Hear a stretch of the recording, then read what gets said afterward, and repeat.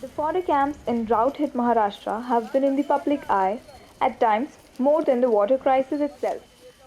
Hailed by the media and extremely high up on political agenda with massive budget allocation. To the poorest farmer in Beed, one of the worst drought hit districts of Marathwada, the core concept of fodder camp makes little sense. The process at hundreds of camps, usually on the outskirts of villages and alongside state highways, is fairly simple. Any farmer can come in with his cattle, the upper limit for which is 5 animals, and start living under the tarpaulin sheet at the camp. Each day, a farmer is given a coupon with which he can pick up fodder for his cattle. He needs to feed the cattle, tend to it, and clean up after it. This is where the problem begins.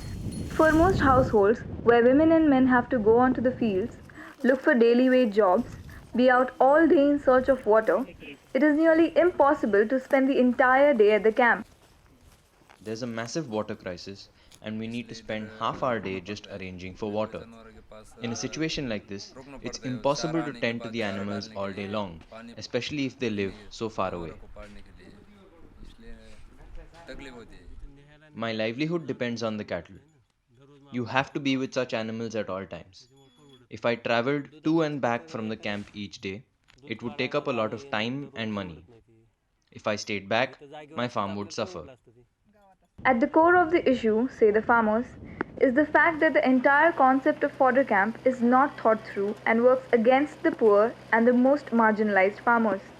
The local activists and farmers say that a more fair and feasible option would have been equally distributing fodder in villages like they do with ration.